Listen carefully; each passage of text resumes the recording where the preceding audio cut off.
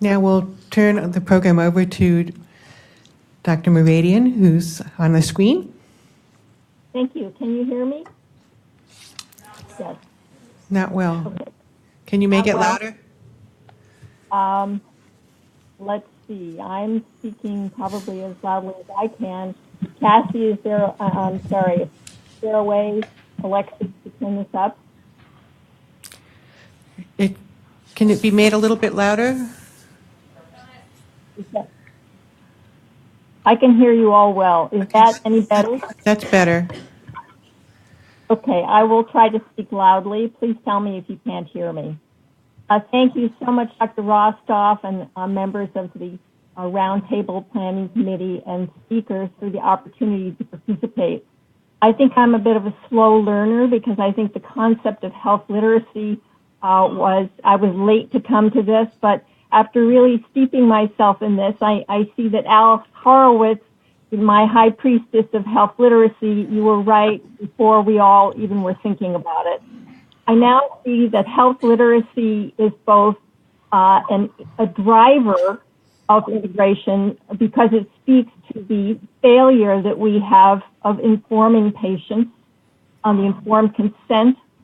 It is also a very good indicator of where we have failed patients and because of our lack of integration of medical and dental. And I propose that it is perhaps the best outcome metric that we could have as we move towards integrating the system, at least a good early measure. I need to tell you that my perspective is one of that as a general and developmental pediatrician.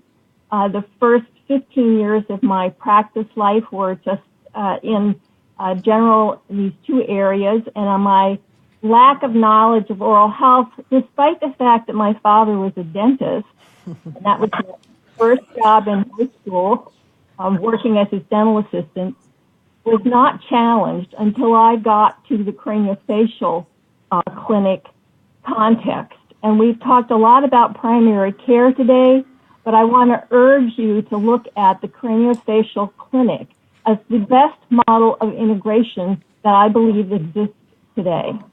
And it is the standard nationally and internationally for such integrated care, and it includes the full range of medical, dental, behavioral professionals.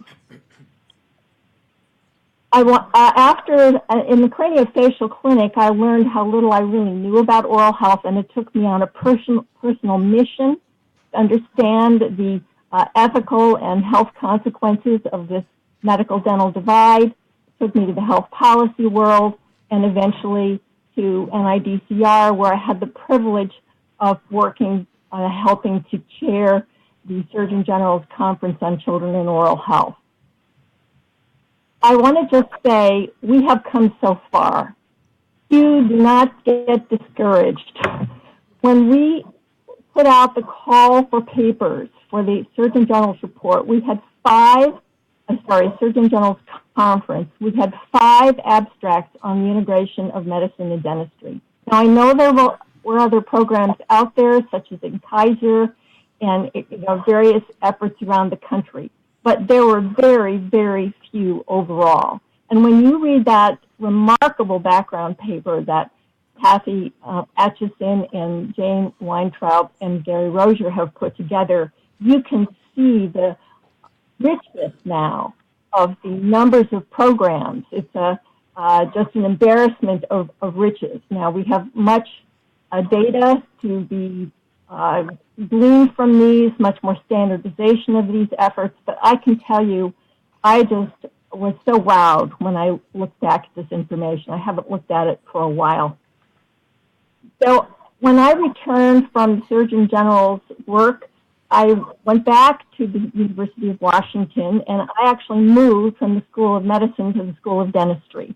And I became probably the only physician in the country who is not also an oral surgeon to work full-time in a dental school and actually become the Dean of Academic Affairs. Much of my work there was under Dean Martha Summerman at the time. I don't know if she's still there in the background, but it was wonderful to see her face earlier today. She's now obviously at NIDCR as director. but we worked there on projects, many HRSA-funded projects to train medical students, medical residents, and faculty in oral health. And whenever I would be out with practitioners around the WAMI region, that's Washington, Wyoming, Alaska, Montana, and Idaho, working with them on integrating oral health practices into their offices, I get the message that physicians didn't and residents didn't know about oral health, and they didn't have it as a high priority. We know this is true. They're extremely busy. And so I was moved towards the idea of going upstream to medical students. And I'm going to cut things short.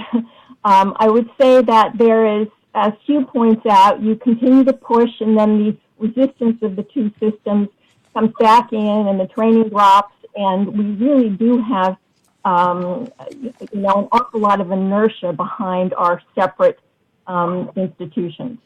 But I'd like to propose to you that education is going to be fundamental.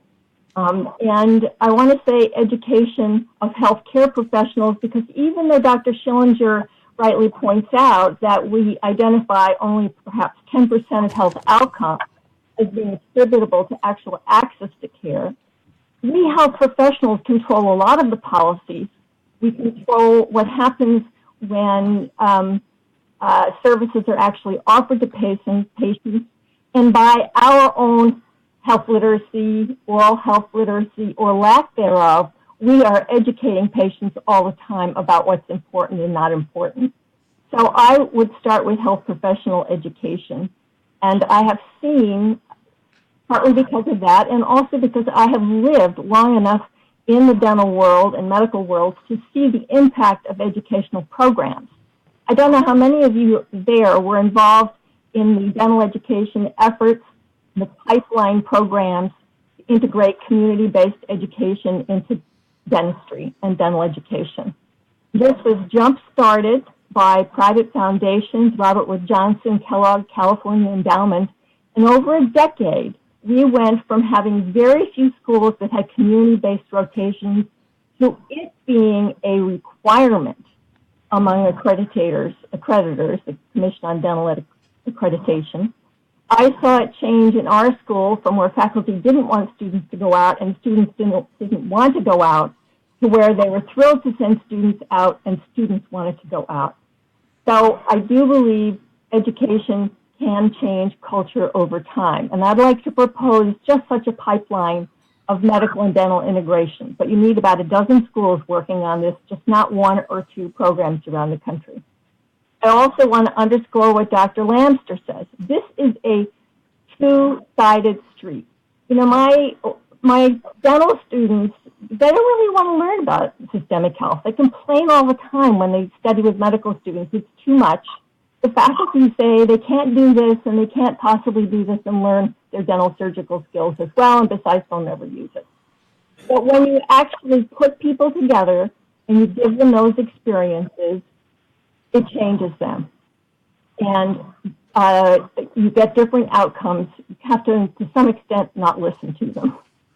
So I do believe that we could also gain a huge amount of data by well-controlled experiment like the pipeline program. I think Kathy Atchison, you were involved in the evaluation of that program.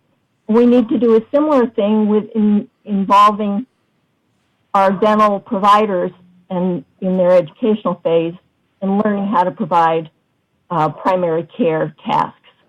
We need you, as putting my medical hat on, we need you. We're drowning, as your primary care providers will tell you. We need dentists. And, I want to tell my dental students it's time for you to be doctors, real doctors. I know some of my dental colleagues might shrink as I say that, but it is a different culture. I live at that interface, and I know that the training in dentistry has not allowed dental students to participate in whole patient care and to take on the kinds of responsibilities which they really could from the standpoint of the rest of health and systemic health. And finally, I would add that moving oral health into Medicare, I think, Cassie, you brought that up, would be huge. I am a member of the Santa Fe group as well. And I think that in terms of educating patients and physicians and other health professionals, if oral health were dental care were a part of Medicare, it would be huge. So every time I go into my provider, my medical provider, I have to answer Medicare questions about black lung. What if I had to, every time I go in, be informed? I think Kathy Atchison, you suggested this earlier, be informed of the opportunity to have dental care and a dental visit. I think this would do an enormous amount. So I think, we're not at a tipping point yet, but I think how far we've come in the last decade is really astounding. And I think if we had another decade of concentrated efforts, including well-evaluated educational programs that picked up a dozen or more medical and dental schools or nursing schools and partnered together, we really could be at the tipping point. Thank you. Thank you very much.